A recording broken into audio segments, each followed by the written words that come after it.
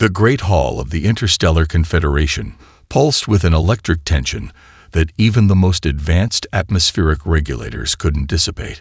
Holographic projections flickered around Ambassador Marcus Chen, each alien delegate a spectral figure of judgment, their crystalline forms and biomechanical interfaces a stark contrast to his lone human presence. Zara Kim watched from the communication relay station, her fingers dancing across quantum-encrypted interfaces. At 27, she was the youngest diplomatic communications specialist in human history, chosen for her uncanny ability to detect subtle patterns in interspecies communication. Something felt off about this entire proceeding, but she couldn't quite identify the source of her unease.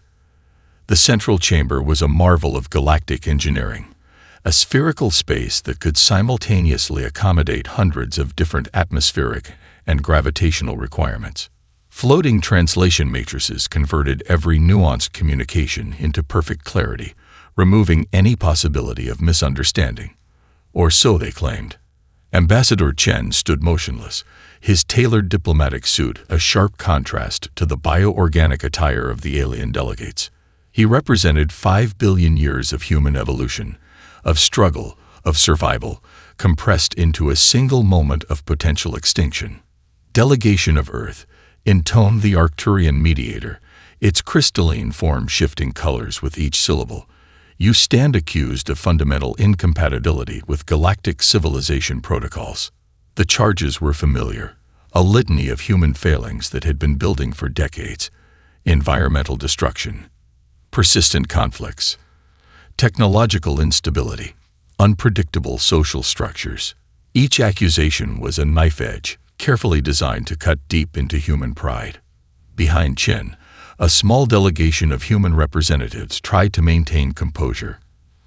Dr. Elena Rodriguez, the quantum physicist whose breakthrough communication technologies had initially sparked hope for human acceptance, gripped the edge of her data tablet so tightly her knuckles turned white.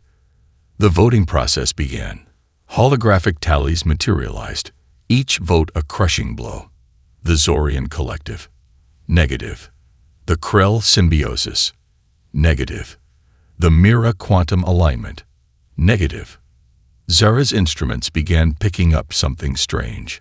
Microscopic data fluctuations. Communication anomalies so subtle they would escape even the most advanced detection systems. Her augmented eyes, a careful blend of biological enhancement and quantum computing, caught tiny discrepancies in the voting matrix. 117 civilizations had already cast their votes. Not a single affirmative response.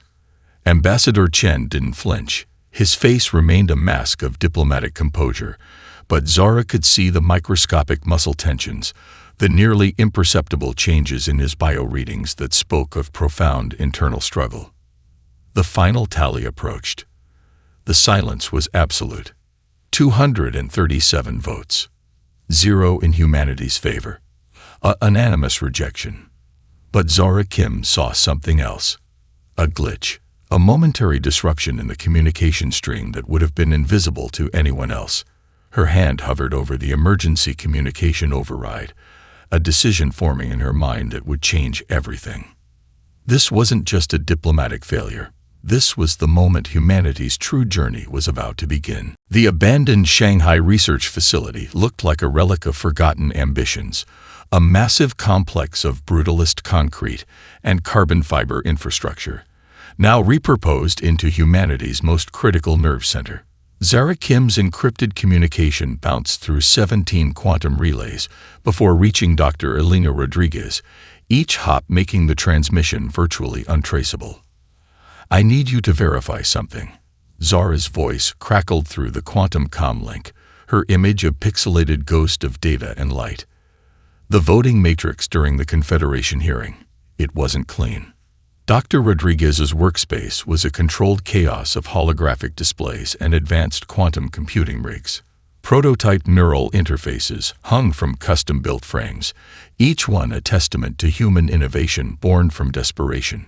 She had been working for 72 hours straight, fueled by a cocktail of synthetic caffeine and pure, unbridled rage. Define not clean, Rodriguez replied, her fingers already dancing across quantum decryption matrices. What Zara had discovered was more than a simple glitch. The voting process showed microscopic temporal disruptions, impossible under normal circumstances. Each vote seemed to have been subtly manipulated, introducing quantum uncertainty that suggested external interference. The Syndicate, a gravelly voice interrupted. General Marcus Reyes, formerly of the United Nations Aerospace Defense Command, stepped into the communication zone. His cybernetic eye, a prototype that blended biological neural networks with quantum computing, scanned the data streams with inhuman precision. The Syndicate was an open secret in galactic politics, a consortium of economic and political interests that maintained power by keeping emerging civilizations marginalized. They weren't a single species, but a network of influential actors who profited from maintaining the current galactic order. Rodriguez's analysis confirmed Zora's suspicions. Someone engineered our rejection, she said, her voice a mixture of scientific detachment and personal fury. This wasn't a fair assessment. This was a calculated elimination. The facility around them was more than a research center. It was the heart of humanity's most ambitious underground network. Specialists from every conceivable field had been quietly recruited over the past decade, a preparation few understood until this moment. A holographic display materialized, showing a complex network of connections. Military strategists, tech innovators, political analysts, quantum researchers. Each node represented a human who refused to accept the galactic verdict. "We're not just going to protest," General Rice said, his cybernetic eye projecting additional data layers. "We're going to dismantle the entire system that tried to keep us down." Zora's communication hub began processing something extraordinary. Encrypted data streams from research facilities around the globe were synchronizing, not through traditional networks, but through a quantum entanglement protocol she had been developing in secret. Dr. Rodriguez recognized the significance immediately. "You've done it," she whispered. "A communication network they can't jam, can't trace, can't interrupt."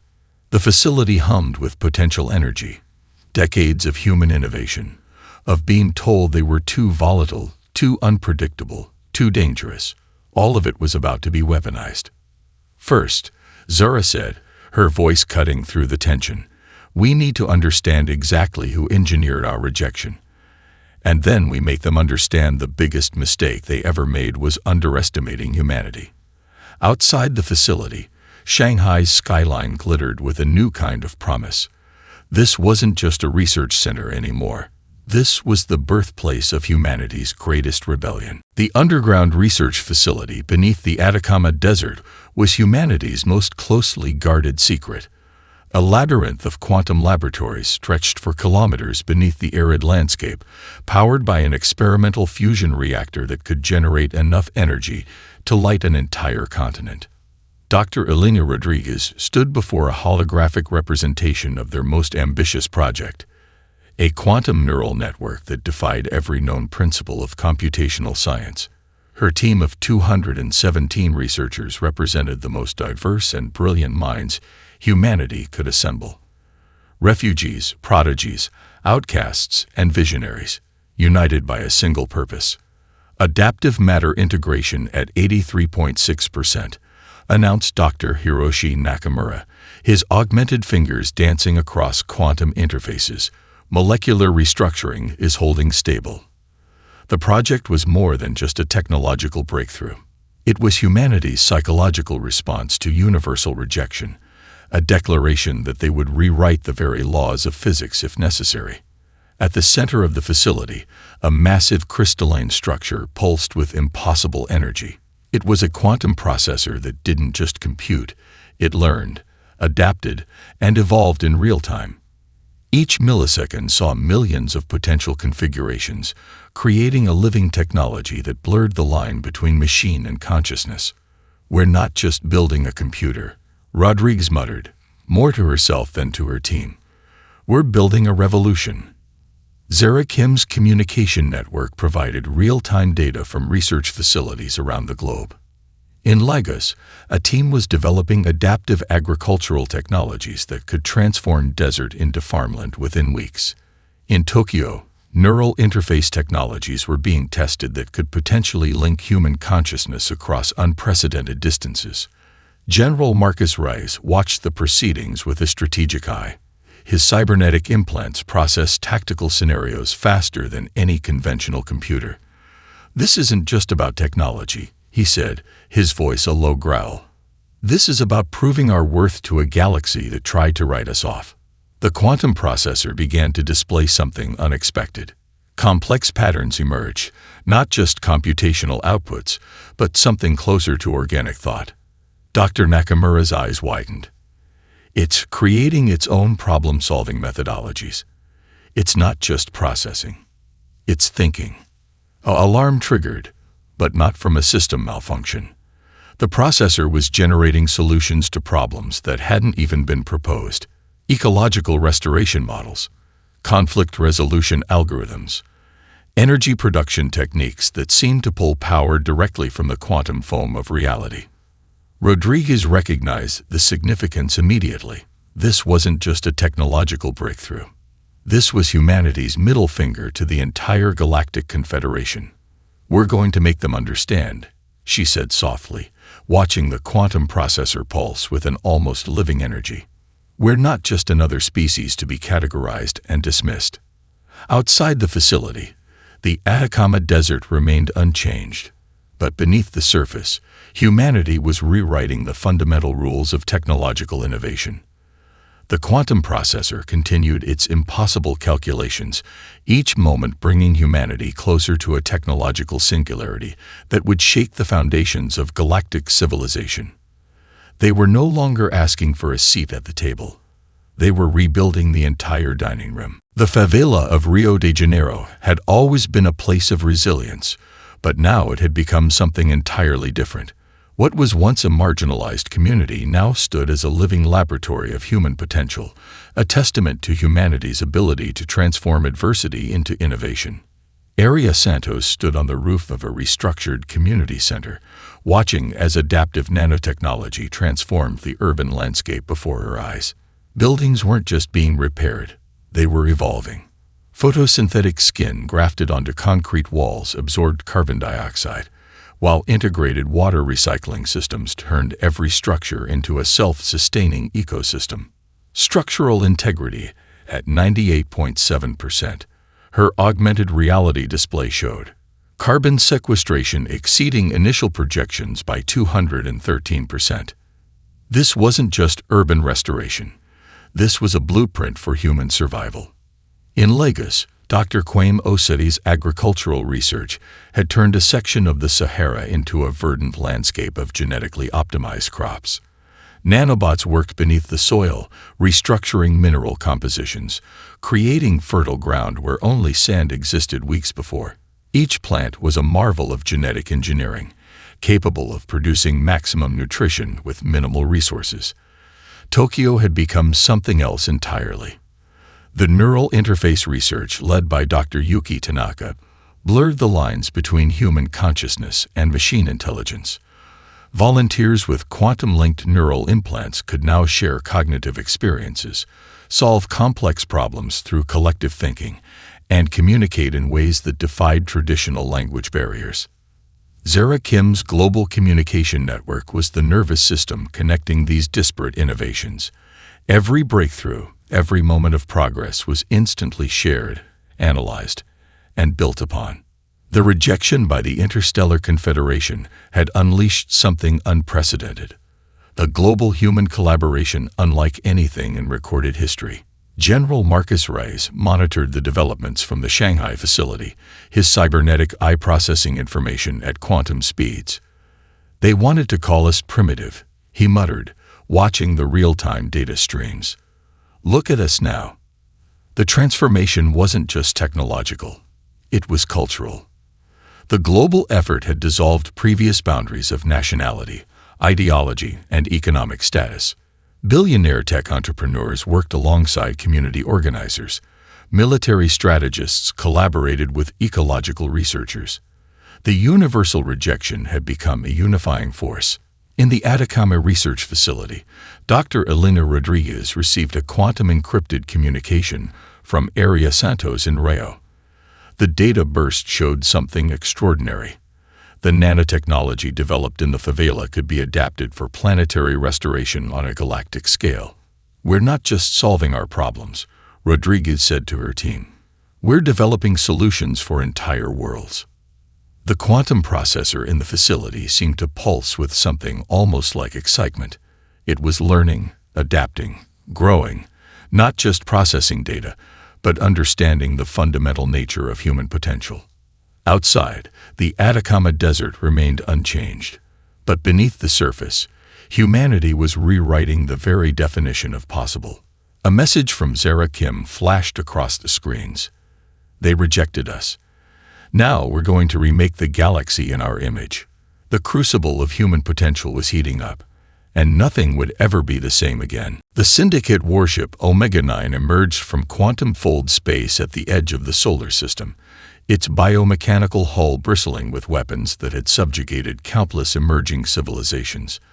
Captain Vexnar, a cybernetic hybrid from the Kraken Collective, studied the preliminary scans of Earth with a mixture of contempt and professional curiosity.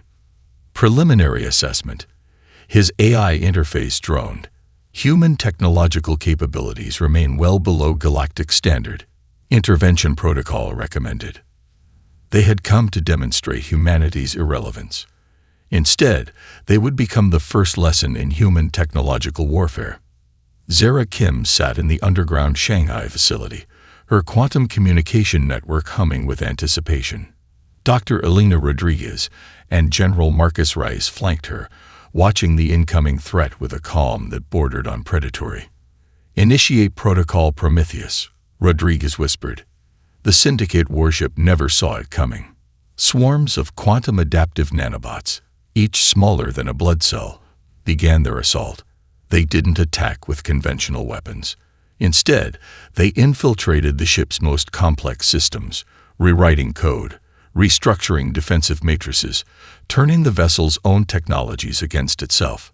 The first sign of trouble came when the ship's quantum shield generators began to pulse erratically.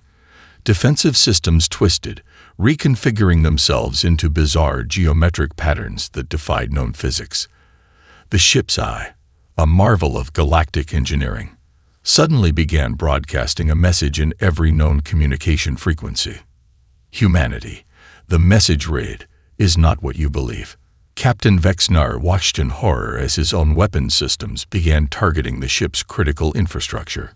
Quantum entanglement communication allowed the nanobots to work in perfect synchronization, each tiny machine a part of a larger, impossible intelligence. "This is impossible," Vexnar muttered, his cybernetic enhancements failing to process the unprecedented attack.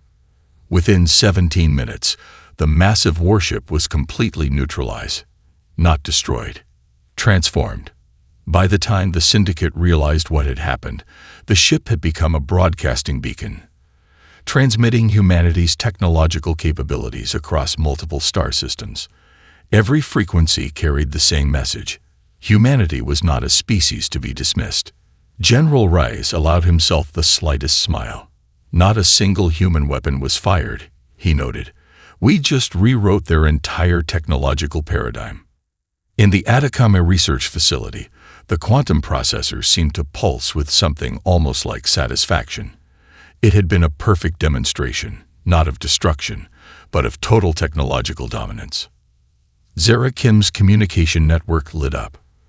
Reports came in from research facilities around the globe. The Syndicate warship's technological signature was being analyzed, dissected, understood. What was meant to be a show of force had become humanity's most powerful statement yet. "They wanted to prove we were primitive," Dr. Rodriguez said, watching the data streams. "Instead, we just showed them what true technological innovation looks like." The message was clear. Humanity was no longer asking for a seat at the table. They were rebuilding the entire dining room, one quantum nanobot at a time. The diplomatic chamber on the neutral space station Concordia was unlike any previous galactic meeting. Ambassador Marcus Chen stood at the center, surrounded by holographic representatives from 237 alien civilizations, the same ones who had voted to reject humanity mere months ago. The quantum communication system developed by Zura Kim transformed the entire diplomatic space.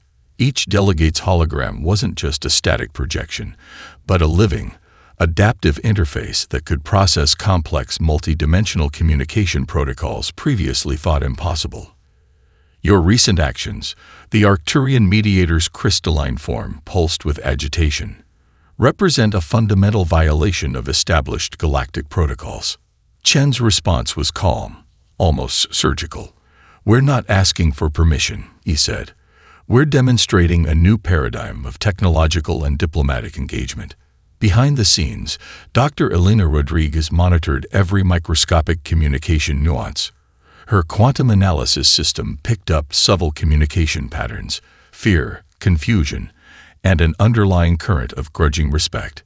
The holographic display behind Chen began to unfold, not as a traditional presentation, but as a living, breathing demonstration of human innovation. Ecological restoration models showed how human technologies could reverse centuries of environmental damage on multiple planets. Adaptive conflict resolution algorithms presented solutions to long-standing galactic disputes that had defied resolution for millennia. General Marcus Reyes, watching from the Shanghai facility, guided the diplomatic performance with the precision of a military strategist. Each piece of information was carefully curated, each technological demonstration calculated to challenge the existing galactic understanding. The Syndicate's warship incident was just the beginning. Humanity had been collecting and analyzing technological data from across the galaxy, using their quantum communication network to piece together solutions that no single civilization had considered. "We're not seeking conquest," Chen continued, his voice cutting through the diplomatic tension. "We're offering collaboration."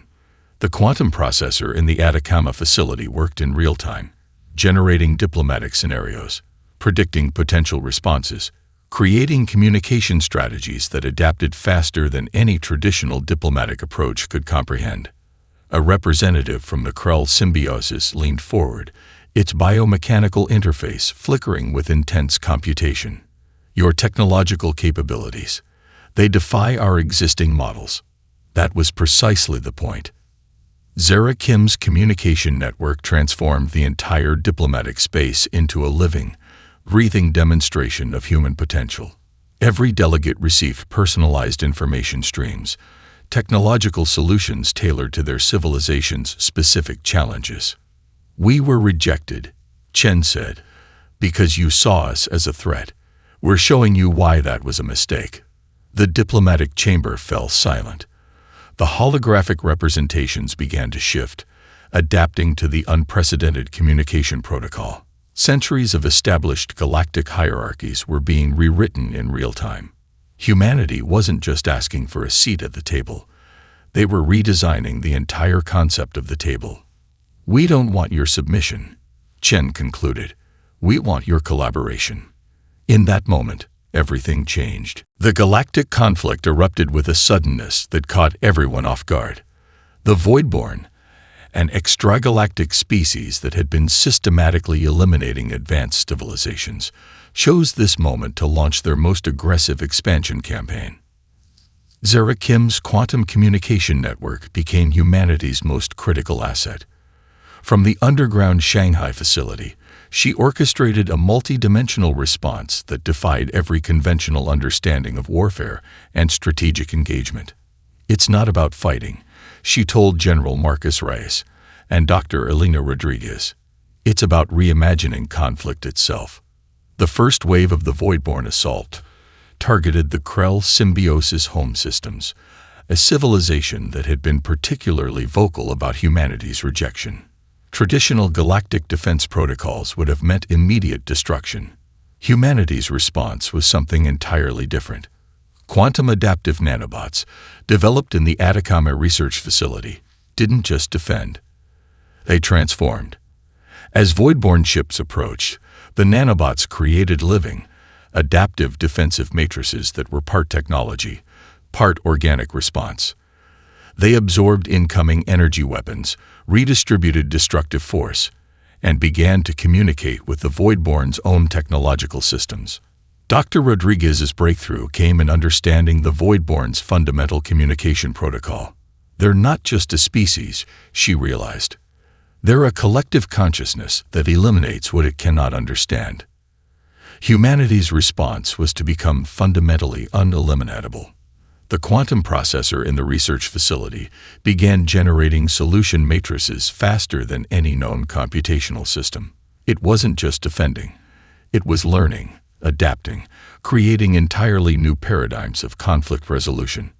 Ambassador Marcus Chen led a diplomatic team that moved between conflict zones, using adaptive communication technologies that could interface with the Voidborn's collective consciousness. Where military strategists saw a threat, Chen saw a communication challenge. We're not here to destroy. Chen transmitted across multiple dimensional frequencies. We're here to understand. The battle transformed from a conventional conflict to something unprecedented. Humanity's technologies didn't just defend. They began to communicate, to adapt, to offer alternative paths of existence to the Voidborn. General Rise watched the conflict unfold with a strategist's eye. We're not fighting, he muttered. We're negotiating on a technological level they've never encountered. Entire star systems became living laboratories of conflict resolution. Adaptive technologies developed in Rio's favelas now protected alien civilizations.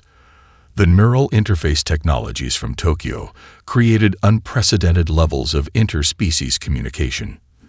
The Syndicate watched in horror as their carefully maintained galactic hierarchy began to disintegrate. Humanity wasn't conquering. They were transforming the very concept of conflict. Zara Kim's communication network captured every microscopic detail. Each moment of the conflict became a learning opportunity, a chance to demonstrate a fundamentally different approach to existence. We were rejected, she said, watching the quantum data streams, because they couldn't understand us. Now they'll learn. The Voidborn assault began to falter. Not through destruction, but through an unprecedented level of technological and communicative adaptation. Humanity had become something entirely new. The Galactic Reconstruction Summit took place on a massive space station that defied traditional architectural understanding. Its very structure was a living testament to humanity's transformative capabilities, a structure that could adapt its internal environment, communication systems, and physical configuration in real time. Ambassador Marcus Chen stood at the center of the chamber, surrounded by representatives from 412 different civilizations. The number itself was unprecedented, more than double the original confederation that had once rejected humanity. Zara Kim managed the communication infrastructure from the Shanghai facility, her quantum network creating a communication matrix that made traditional diplomatic channels look like primitive shouting matches.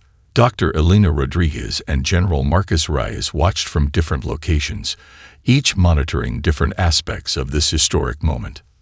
We are not here to replace existing systems, Chen began, his voice simultaneously translated across multiple communication spectrums. We are here to evolve them. The chamber itself seemed to listen. Adaptive holographic interfaces responded to microscopic changes in emotional and communicative intent. Where previous diplomatic meetings were rigid and formalized, this was a living, breathing exchange of potential. The Voidborn conflict had changed everything. Humanity's approach, which combined technological innovation, adaptive communication, and a fundamental reimagining of conflict resolution, had not just stopped the extragalactic threat. It had demonstrated an entirely new approach to existence. Dr. Rodriguez's quantum processor had become more than a computational device. It was now a collaborative intelligence that could interface with multiple alien technological systems, generating solutions that no single civilization could conceive alone. The technologies we've developed, Chen continued, are not weapons. They are bridges. Holographic displays began to show the transformative technologies developed across human research facilities. The ecological restoration systems from Lagos, the adaptive urban technologies from Rio, the neural interface communications from Tokyo. Each presentation was a living demonstration of human potential. The Arcturian mediator, who had once led the vote to reject humanity, now stood as a primary advocate for the new galactic collaboration. Its crystalline form pulsed with a combination of technological and biological interfaces that bore the clear mark of human innovative thinking. "We were wrong," the mediator stated, its communication cutting through multiple dimensional frequencies. Humanity represents not a threat, but the next evolutionary step in galactic civilization. Zarakim's quantum communication network captured every microscopic nuance of the diplomatic exchange. What was happening was more than a political meeting. It was the birth of a new understanding of collective existence. General Reyes, watching from the Shanghai facility, allowed himself a rare smile. "We didn't conquer," he said softly. "We collaborated." The space station itself seemed to breathe with potential. Adaptive technologies developed by humanity were being integrated into existing galactic infrastructures. Conflict resolution algorithms, ecological restoration systems, communication protocols that could bridge not just linguistic differences, but fundamental conceptual gaps. Ambassador Chen's final statement echoed across multiple communication spectrums. Rejection was never our ending. It was our beginning. The galaxy would never be the same.